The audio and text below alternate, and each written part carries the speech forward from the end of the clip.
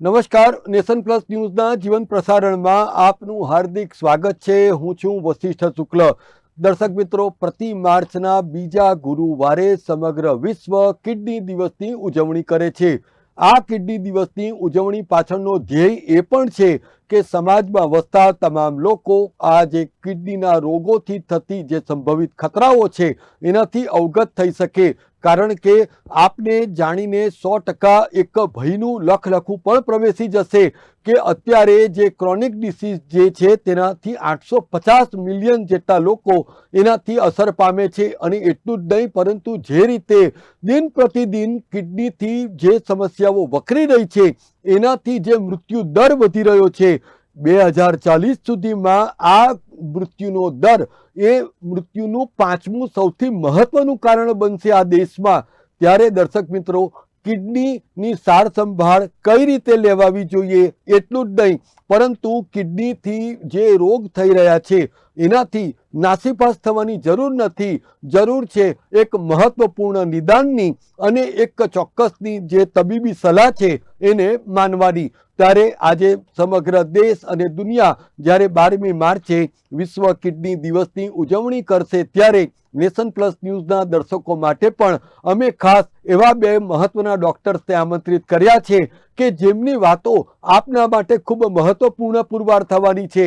કારણ કે સામાન્યતઃ જે સમાજમાં અલગ અલગ પ્રકારના સંદેશાઓ, અલગ અલગ પ્રકારની જે કિંવદંતીઓ ચાલી રહી છે કે કિડનીના રોગ થાય તો શું કરવું, શું ના કરવું, આ જે FAQ છે એ આજે નેશન પ્લસ ન્યૂઝના માધ્યમથી અમે ડીકોડ કરીને આપના સુધી લાવી રહ્યા છે. ત્યારે આજે નેશન પ્લસ ન્યૂઝના સ્ટુડિયોમાં મારી સાથે ઉપસ્થિત છે ડૉક્ટર જલ્પા દવે, કે તેઓ પીડિયાટ્રિક છે અને નિયોનેટલ નેફ્રોલોજીસ્ટ છે. અને આપણે એમની પાસેથી પણ સમજીશું કે હાલમાં જે કિડનીના રોગો છે અને તારીખ 12મી માર્ચના રોજ જે કાર્યક્રમ થનાર છે એ અંગેની માહિતી પણ લોકો સુધી પહોંચાડે. ડૉક્ટર દવે, આપનું પણ ખૂબ ખૂબ સ્વાગત છે. ડૉક્ટર, મારી સાથે છે ઉપસ્થિત ડૉક્ટર અફસાના પટેલ, કે તેઓ પીડિયાટ્રિશિયન છે, નિયોનેટોલોજીસ્ટ છે અને એટલું જ નહીં, પરંતુ એકેડેમી ઓફ પીડિયાટ્રિક્સ જે સંસ્થા છે એના અધ્યક્ષા પણ છે. એની પણ જવાબદારીનું નિર્વહન કરે છે. ત્યારે બાળકોમાં શું કિડનીનો રોગ થઈ શકે છે અને થાય તો એ ક્યોરેબલ છે કે નહીં, આવા સામાન્યતઃ પરિવારજનોને મૂંઝવતા અનેક સવાલોના જવાબો આપણે આ 2 મહિલા ડૉક્ટરો પાસેથી મેળવીશું. ડૉક્ટર પટેલ, આપનું પણ ખૂબ ખૂબ સ્વાગત છે. ડૉક્ટર જલ્પા દવે, સૌથી પહેલાં તો આપ અમારા દર્શકોને એ જણાવો કે 12મી માર્ચે જ્યારે વિશ્વ કિડની દિવસની ઉજવણી થાય છે તો એ પાછળનો હેતુ શું છે અને આ વખતની થીમ શું છે? સમગ્ર વિશ્વમાં દર વર્ષે માર્ચ મહિનાના બીજા ગુરુવારે જે વિશ્વ કિડની દિવસ ઉજવાય છે એનો એક હેતુ એ જ છે કે દિન પ્રતિદિન વિશ્વમાં જે કિડનીના રોગોનું પ્રમાણ વધી રહ્યું છે તો એના માટે અવેરનેસ ક્રિએટ કરવા માટે, લોકોમાં જાગૃતતા લાવવા માટે, સાથે સાથે એવું પણ જોવામાં આવ્યું છે કે જો કિડનીના રોગોનું નિદાન વહેલી તકે કરવામાં આવે તો એનાથી થતા નુકસાનોમાં આપણે પરિવર્તન લાવી શકીએ છીએ. અને ઘણા બધા રોગો એવા છે કે જેને આપણે એ સમયસર નિદાનથી એ લોકોને ડાયાલિસિસમાંથી જતા બચાવી પણ શકીએ છીએ. તો એ હેતુથી કરવામાં આવે છે. અને તમને જાણીને આશ્ચર્ય થશે કે કિડનીના રોગો ખાલી એડલ્ટમાં જ હોય એવું નથી હોતું.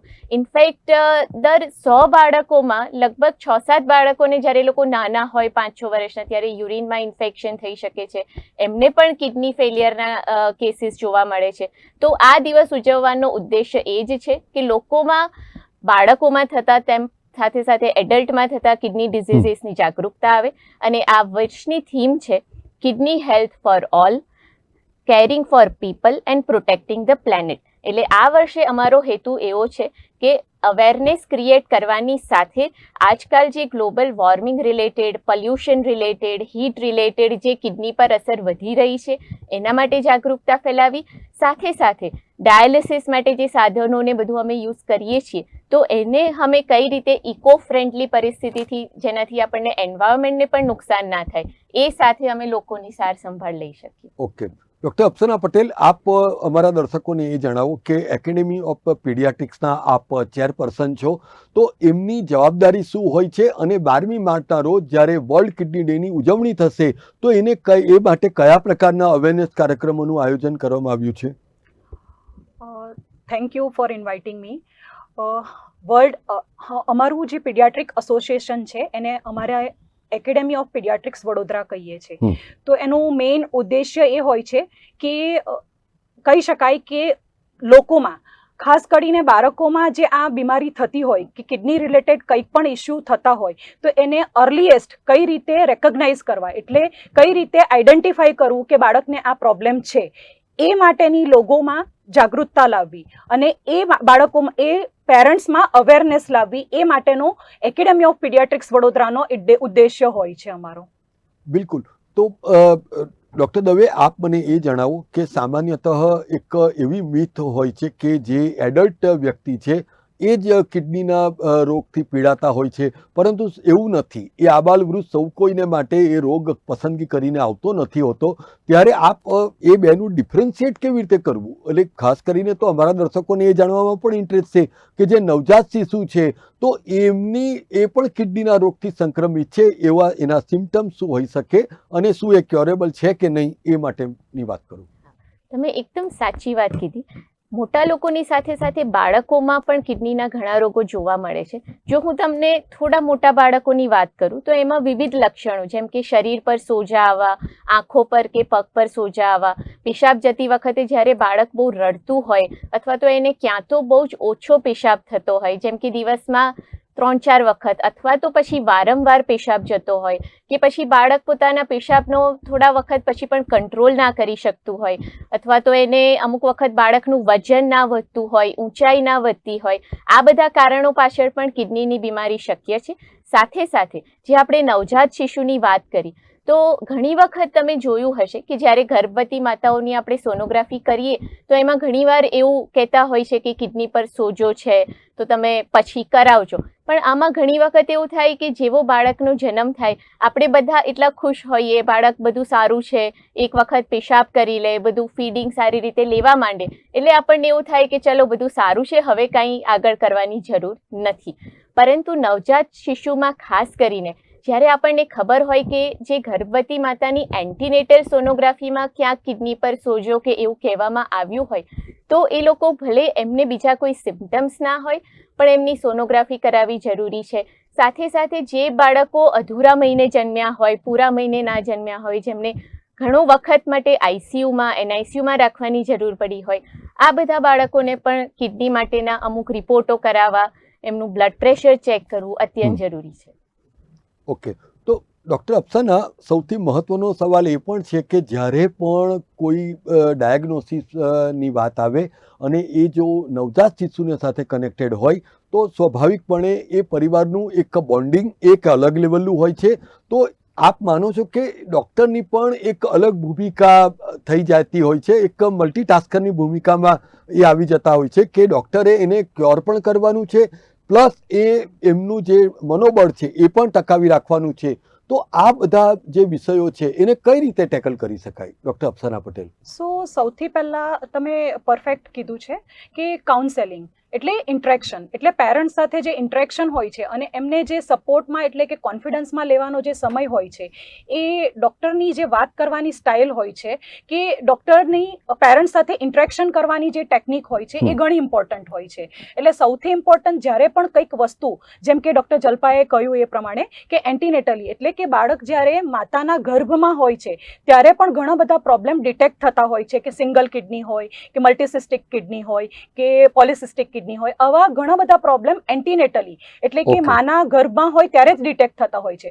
હવે આ વસ્તુ પેરેન્ટ્સ સાથે કઈ રીતે મૂકવી કે પેરેન્ટ્સના સામે કઈ રીતે મૂકવી એ ઘણું ઇમ્પોર્ટન્ટ છે. એટલે કાઉન્સેલિંગ સ્કિલ એ ઘણી ઇમ્પોર્ટન્ટ હોય છે. એટલે પેરેન્ટ્સને કોન્ફિડન્સમાં લઈને ગ્રેજ્યુઅલી એમને આ વસ્તુ ડિક્લેર કરવાની હોય છે, અને ડિક્લેર કર્યાની સાથે સાથે એમને બહુ ગભરાવી નથી દેતા અમે લોકો. અમે શાંતિથી વસ્તુ શું છે એ સમજાવીને આગળ આપણું શું રહેશે, રેગ્યુલરલી કેટલા ઇન્ટરવલ પર સોનોગ્રાફી ફોલો કરવી પડશે એન્ટીનેટલી, અને પ્લસ બાળક જન્મ થઈ ગયા પછી આપણે એનું આગળ ફોલોઅપ ક્યાં રીતે લઈશું, કઈ રીતે લઈશું, કયા રિપોર્ટ કરાવીશું, એ વસ્તુ આપણે પેરેન્ટ્સને સમજાવતા હોય છે. અને આ ઘણું શાંતિથી અને ઘણી વ્યવસ્થિત રીતે સમજાવતા હોય છે. એવી રીતે નહીં કે પેરેન્ટ્સ થોડા ગભરાઈ જાય, એ રીતે નથી કરતા. અમે બહુ વ્યવસ્થિત રીતે શાંતિથી સમજાવતા હોય છે. બિલકુલ. પરંતુ ડૉક્ટર અપ્સના, જે રીતે ડૉક્ટર જલ્પા દવેએ વાત કરી કે અલગ અલગ પ્રકારના જે સિમ્ટમ્સ હોય છે એ જ્યારે ફ્લોટ થતા હોય છે, તો ચોક્કસપણે જે ડૉક્ટર છે એ પણ એક ડિસિઝન ઉપર આવતા હોય છે કે આમને આ પ્રકારના રોગ છે. પરંતુ સૌથી મહત્ત્વની વાત એ છે કે જ્યારે આપ એક બાળકની સાથે આ પ્રકારનું ડીલ કરતા હોય છે, તો એક સમય હતો કે કેન્સર એટલે કેન્સલ, આ પ્રકારની એક મિથ ચાલતી હતી. જો કે હવે મેડિકલ સાયન્સમાં ખૂબ આગળ વધી ગયું છે. તો આપ મને એ જણાવો કે જ્યારે કિડનીની જે સમસ્યાઓ છે તો એ ક્યોરેબલ છે, તો શું એમાં પણ કોઈ સ્ટેજીસ છે, એ વિશે પણ અમારા દર્શકોને જણાવો ડૉક્ટર અપ્સના. સો સિમ્પલ લેંગ્વેજમાં કહું તો કિડની ક્યારે સડનલી બ્લાસ્ટ નથી કરતી, એ વિસ્પર કરતી હોય છે. સો કંઈક પણ સડનલી નથી થતું, નાના નાના નાના સટલ સિમ્ટમ્સ આપતી હોય છે, અને એ આપણે રેકગ્નાઇઝ કરવાના હોય છે. જેમ કે સિમ્પલ એક એક્ઝામ્પલ લઈએ તો ક્યારેક પેરેન્ટ્સ એ રીતે કહેતા હોય કે મેડમ પેશાબ ઓછો કરે છે, એટલે કે પ્યોર ગુજરાતીમાં કહીએ તો પેશાબ ઓછો કરે છે, ક્યાંક તો યુરિન ઓછું આવે છે. તો આ વસ્તુને આપણે એઝ અ ડૉક્ટર ડેફિનેટલી એ વસ્તુને ફોકસ કરવાની હોય છે. અને આ વસ્તુ ફોકસ કરવાની સાથે સાથે કયા સ્ટેજ પર ડિટેક્ટ થયું, એટલે કે સિમ્પલ યુરિન ઓછું આવતું હતું અને આને લઈને આપણે કંઈક રિપોર્ટ કરાવવો જોઈતો હતો, યા તો પછી એને આગળ કઈ રીતે ફોલોઅપ કરવું, એ અમે ધ્યાનમાં રાખીને આગળ બધા રિપોર્ટ્સ કરાવવાનું અને ઇન્વેસ્ટિગેશન્સની સાથે સાથે પેરેન્ટ્સને કઈ રીતે ફોલોઅપમાં રાખવા એ અમે સમજાવતા હોય છે. ઓકે. ડૉક્ટર જલ્પા દવે, સૌથી વધારે જે મહત્ત્વનો જે અત્યારે પરિબળ છે એ ખાસ કરીને જે લાઈફસ્ટાઈલ છે, તમારી ફૂડ હેબિટ છે, તમે સ્ટાન્ડર્ડ ઓફ લિવિંગ છે, તો આમાં આ પ્રકારનું જે અત્યારે કલ્ચર છે કે આપણે સમયને કાંઠે એટલા બધા વ્યસ્ત થઈ ગયા છે કે ક્યારે પણ પોતાના સ્વાસ્થ્ય માટે એટલા કેરફુલ નથી હોતા, પરંતુ શું એ પણ કિડનીના રોગ લાવવામાં મહત્વપૂર્ણ ભૂમિકા અદા કરી શકે છે ડૉક્ટર દવે? યસ, તમે બહુ જ સારો પોઈન્ટ અત્યારે મૂક્યો છે. અને આજકાલની જે લાઈફસ્ટાઈલ છે, આપણી ફૂડ હેબિટ્સ લઈ લો, સિડેન્ટરી લાઈફસ્ટાઈલ લઈ લો, આપણી જ નહીં પરંતુ આપણા બાળકો પણ જે બાજુ જઈ રહ્યા છે, સ્ક્રીન ટાઈમ વધારે છે, એમની જે ફિઝિકલ એક્ટિવિટી છે, જે આઉટડોર રમતો છે, એ બધું બંધ થઈને હવે એ લોકો જસ્ટ ફોન અથવા તો ટેબ્લેટ અથવા તો ટીવીની સામે બેસી રહે છે. તો જે ફિઝિકલ એક્સરસાઇઝ ઓછી છે, સાથે સાથે જે બહારનું પેકેજ ફૂડ છે, પ્રિઝર્વેટિવ કન્ટેનિંગ ફૂડ છે. So preservative ultimately is nothing but a very bad salt. એટલે એમાં જે પ્રકારના મીઠાનો ઉપયોગ, નમકનો ઉપયોગ થાય છે, એ એમના માટે કિડનીને નુકસાન કરી શકે છે. સાથે સાથે તમને જાણીને આશ્ચર્ય થશે કે અમે ઇન્ડિયાના એટલે ભારતના છોકરાઓમાં સ્કૂલ એટલે શાળામાં જતા બાળકોનું એક સ્ટડી કર્યું હતું. તો એવું નથી કે ખાલી વેસ્ટર્ન કન્ટ્રીઝમાં જ હાઇપરટેન્શન છે. આપણા ભારતના શાળામાં જતા નાના જે આપણે એડોલેસન્ટ બાળકો કહીએ કે જેમની લગભગ 10 થી 15ની ઉંમર હોય, એ લોકોમાં પણ હાઇપરટેન્શન અર્થાત બીપીનું પ્રમાણ ખાસું વધારે જોવા મળી રહ્યું છે. સો definitely lifestyle, poor diet choices, સાથે સાથે જે અમુક પ્રકારના અનનેસેસરી એક્ટિવિટીઝ અને આ બધું જ ક્યારેક ખાસ કરીને એડોલેસન્ટ એજ ગ્રુપમાં જે અમુક બીજા બધા માદક દ્રવ્યોનું સેવન કે એ બધું જે જોવામાં આવે, એ ડેફિનેટલી કિડનીને અસર કરે છે. ઓકે.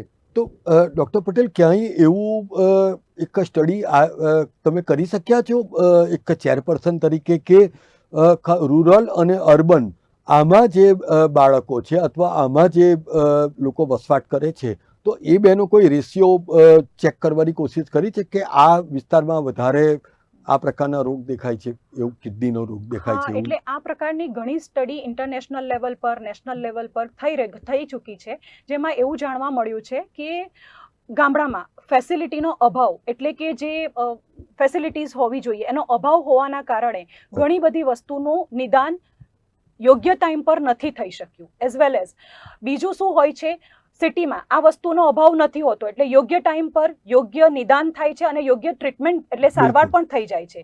જ્યારે આ જ વસ્તુ ગામડામાં જોવા જઈએ તો બધી ફેસિલિટી ના હોવાના કારણે, નિદાન ના થવાના કારણે યોગ્ય ટાઈમ પર યોગ્ય સારવાર નથી થઈ શકતી. એના લીધે ડિસીઝ જે નોર્મલ ટાઈમ પર ટ્રીટ થવો જોઈતો હતો, એટલે કે રોગનું જે યોગ્ય ટાઈમ પર ટ્રીટમેન્ટ થવી જોઈતી હતી એ ના થવાના કારણે એ ઘણું એડવાન્સ સ્ટેજ પર પહોંચી જાય છે.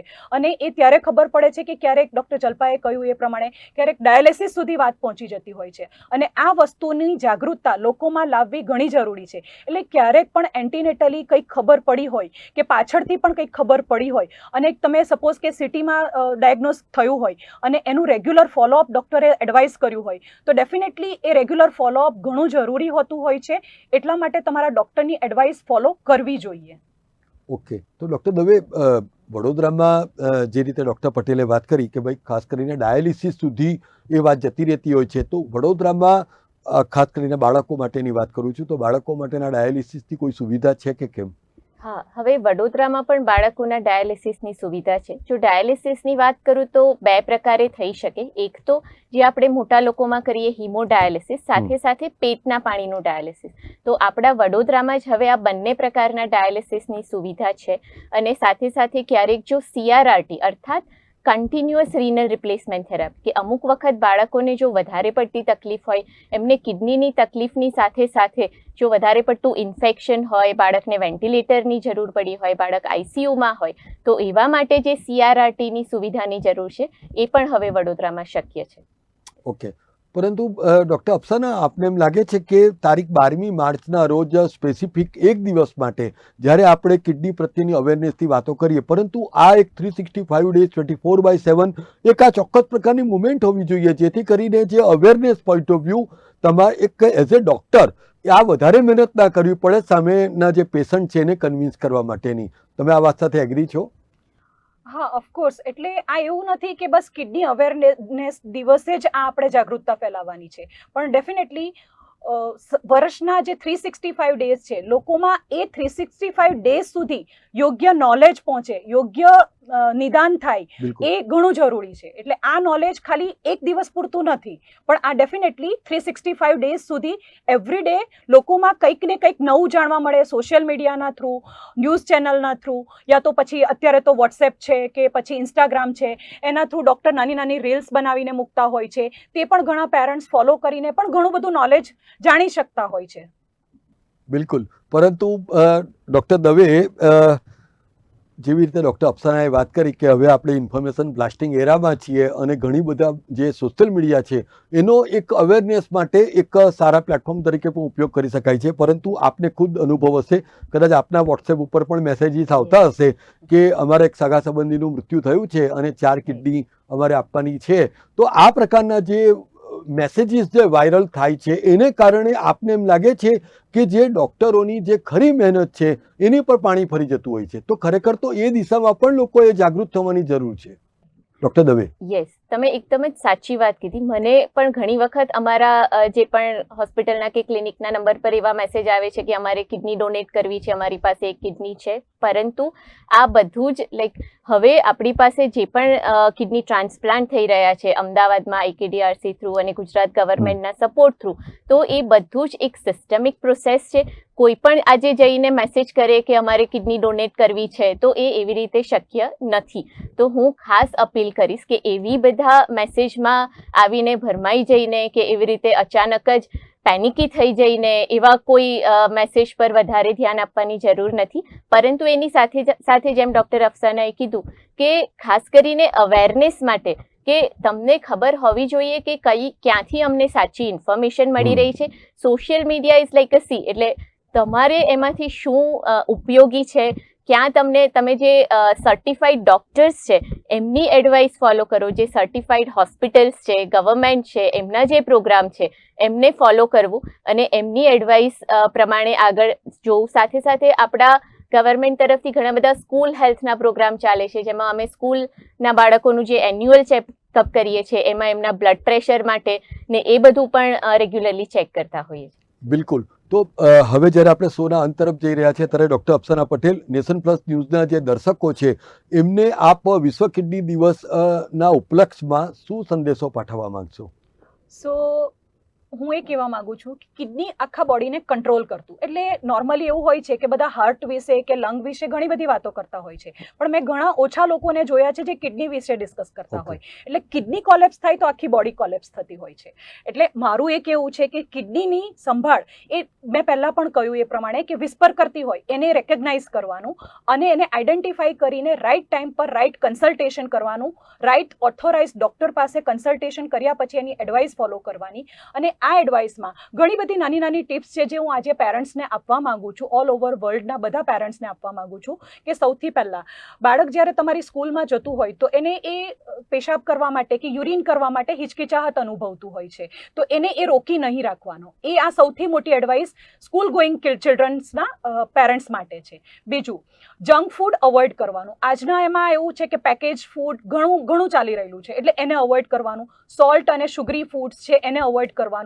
અને ઘણા લોકોમાં એવું છે કે ડાયાબિટીસ હોય કે હાઇપરટેન્શન હોય એ મોટા લોકોને જ થતું હોય છે, પણ ના, એવું નથી.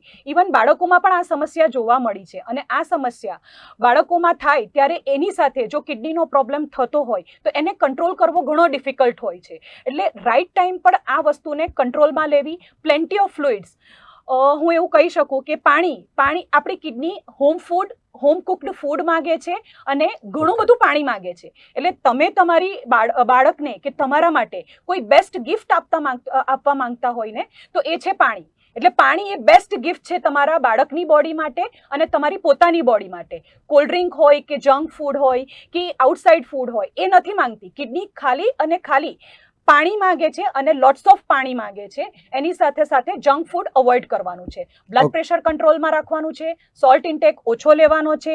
કમ્પ્લીટ નોર્મલી રેગ્યુલરલી વ્યાયામ કે એક્સરસાઇઝ કરવાની છે. અને એનાથી મેડિટેશન્સ પણ તમે કરી શકો. બિલકુલ, આ બધાને લઈને તમે, કારણ કે જે ડિસિપ્લિન્ડ જે લાઇફસ્ટાઇલ હશે તો ચોક્કસપણે આ રોગને તમે નિવારી જ શકો છો. અને ડૉક્ટર દવે, આપને એમ લાગે છે કે ખાસ કરીને જ્યારે એક સમાજનો એક એવો પણ વર્ગ છે કે જે નાના ડિસીઝ માટે જાતે જ વિધાઉટ એની મેડિકલ પ્રિસ્ક્રિપ્શન એ પોતે જ એક કેમિસ્ટ્રી દુકાને વોક ઇન થાય છે અને દવા લઈને પોતાનું કામ નિપટાવી દે છે, તો આપ એમ માનો છો કે આ પ્રકારના રોગમાં જે એક્સપર્ટ ડૉક્ટર્સ છે એની ચોક્કસપણે એનું સજેશન, એમની એડવાઇસ લેવી બહુ જરૂરી છે? અન્યથા જે રીતે ડૉક્ટર પટેલે કીધું કે પછી એક સમય એવો આવી જાય છે કે છેક વાત ડાયાલિસિસ સુધી પહોંચી જાય છે, તો આપ એમ માનો છો કે આ પ્રકારના અખતરા ન કરતા જે એક્સપર્ટ ડૉક્ટર છે એમની પાસે એમનો જ પહેલો મત જાણવો જોઈએ?